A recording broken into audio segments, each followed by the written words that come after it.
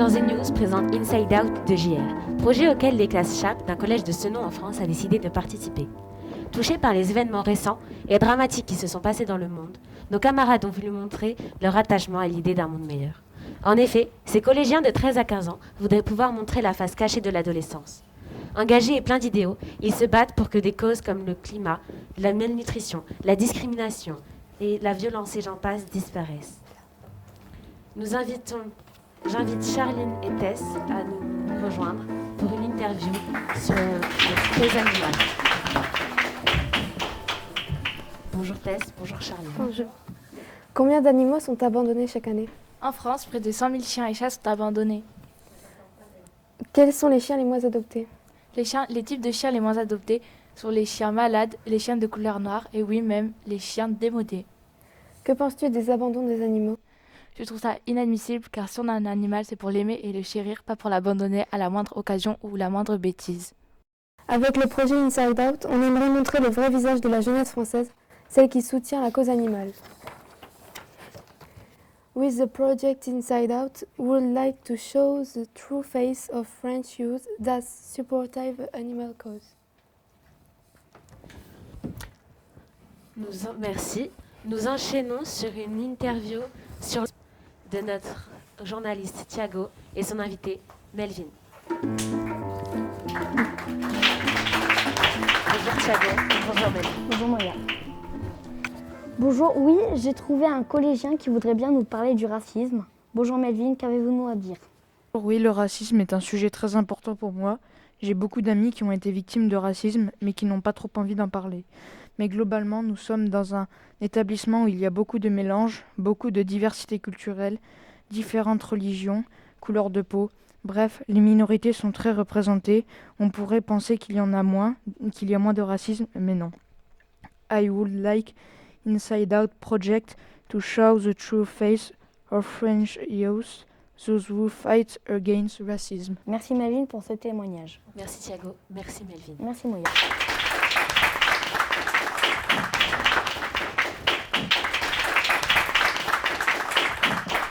Nous poursuivons avec une interview sur la malnutrition de notre journaliste Charline, accompagnée de son invitée Jeanne. Bonjour Charline. Bonjour Jeanne. Bonjour. Quelles sont les conséquences de la malnutrition sur les enfants en bas âge? Les conséquences de la malnutrition sur les enfants sont dramatiques. Elles provoquent des pertes de vue, des pertes de 10% du QI sur les enfants en bas âge et au pire des cas, la mortalité. Dans quelles régions se trouve la malnutrition? C'est dans la République centrafricaine, Haïti, la Libéria, la Zambie et Zimbabwe.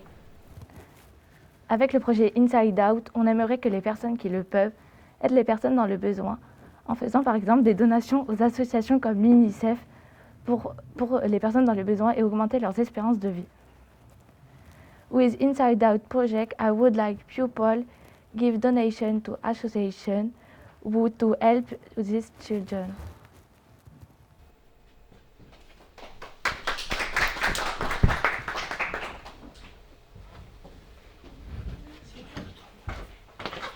Nous continuons avec une interview sur l'homophobie avec nos deux journalistes Émilie et Rawan et leur invité Maëlie.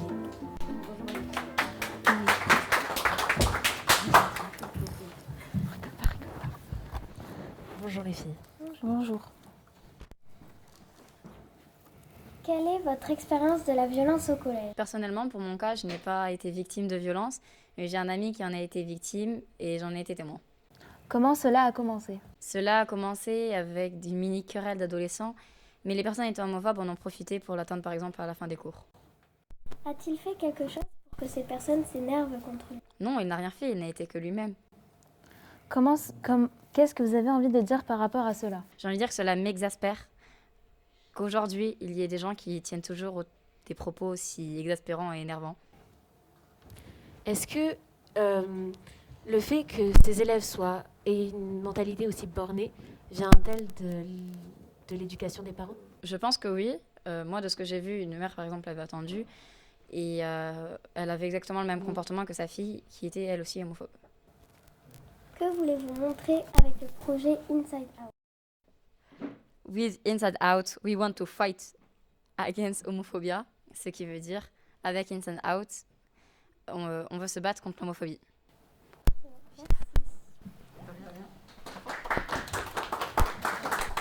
Pour la suite de l'émission, vous retrouverez les 3e chats. Tout de suite, une page de pub. Bonjour! C'est quoi ça? Vous parlez certainement du masque 2500R. Il est nettement plus beau, plus ergonomique. Il vient du futur comme moi. Je viens 10 ans en arrière pour vous présenter cette rénovation. Et surtout, il protège des yeux, il ne fait pas mal aux oreilles. Il est à seulement 2500 €. Protégez-vous bien surtout. Tous sur le site!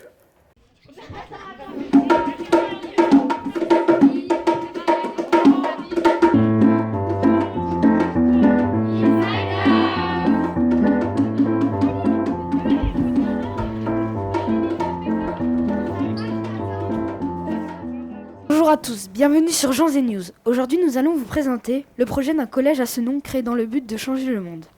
Ce projet, le projet Inside Out du célèbre artiste JR. La mission que se sont fixés les 3e, 4e chapes est de montrer que les jeunes d'aujourd'hui sont aussi une jeunesse super engagée, créative, conscient, la preuve avec les interviews qui vont suivre. Nathan et Samuel en place.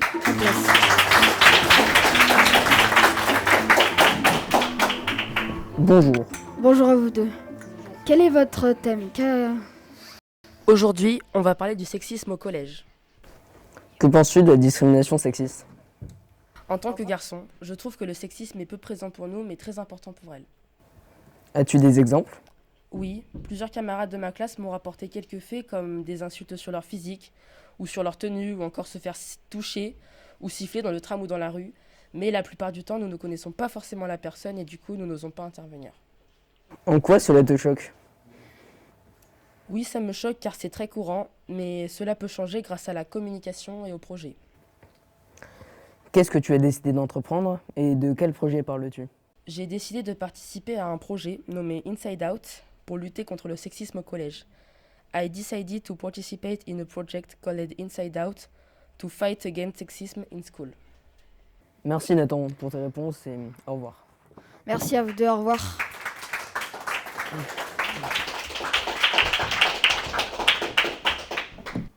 Et maintenant, nous accueillons Manon et Oriane.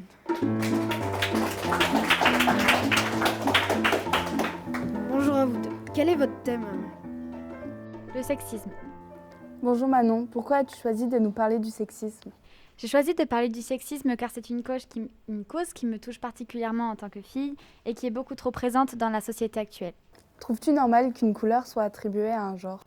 Non, je trouve ça anormal, tout comme les jouets pour enfants, souvent bleus pour les garçons ou roses pour les filles. Le conformisme ne devrait plus être à l'actualité aujourd'hui. Trouves-tu que les hommes et les femmes sont payés équitablement? Non, dans la majorité des corps de métier, les femmes sont moins bien payées que les hommes et malgré les efforts émis, il serait bénéfique que les salaires deviennent égalitaires. Comment penses-tu pouvoir y remédier? Je pense qu'il faut changer les maturités et les mentalités dès le plus jeune âge et apprendre à nos enfants à ne pas faire de différence pour améliorer les générations futures. As-tu déjà été victime d'une situation de sexisme? Oui, ces situations sont malheureusement quotidiennes. Elles peuvent varier du domicile au travail et au loisir. Merci d'avoir répondu à mes questions. Together we'll do it. Merci, au revoir.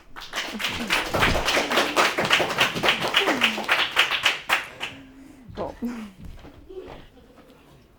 Pour notre avant-dernière interview, nous allons accueillir Salma et Arlan.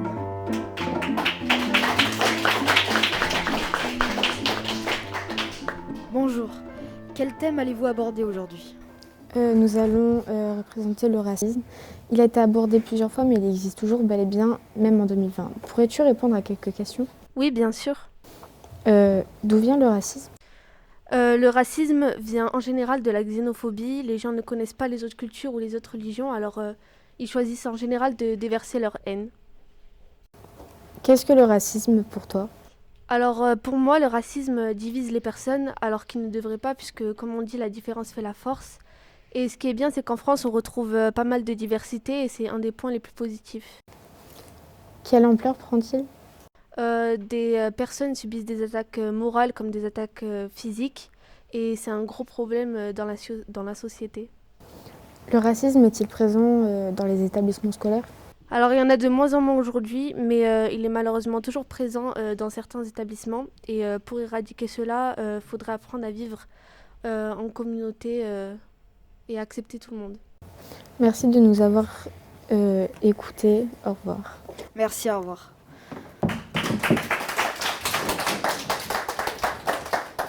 Et maintenant, Marie et Constance en piste.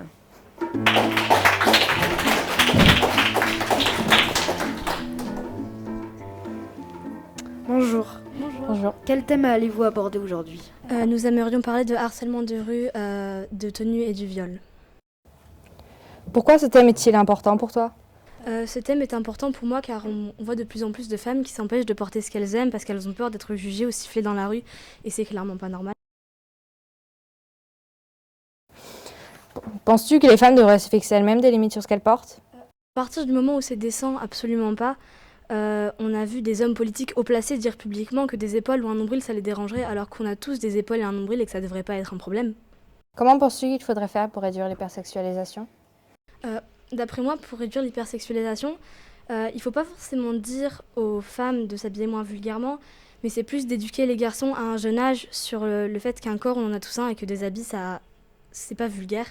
Et de toute façon, c'est un problème qui est ancré dans la société, puisqu'on a récemment vu les boycotts des règlements intérieurs dans des collèges parce que des crop tops ou des jeans troués, ça pouvait faire vulgaire. Est-ce que tu penses que les garçons manquent d'éducation ? Pas tous, il y a beaucoup de garçons qui sont très conscients de tout ce qui se passe et je les en remercie. Et je tiens aussi à rappeler que malheureusement, c'est pas qu'un problème de femmes et qu'environ 3% d'hommes adultes sont victimes de viols chaque année, mais qu'ils ont beaucoup moins de représentation, donc leur parole a moins de portée. Quelles mesures de prévention sont actuellement prises ? Il y a beaucoup d'associations qui sont mises en place pour aider les victimes avec des numéros verts qui sont gratuits et sécurisés. Et il y a aussi des projets qui sont mis en place aussi pour aider les victimes à avoir de l'importance au niveau de leurs paroles, comme notre projet Inside Out pour lequel nous avons choisi de défendre une cause qui nous importait. Together we can help raising victims' voices and give them importance. Merci, au revoir.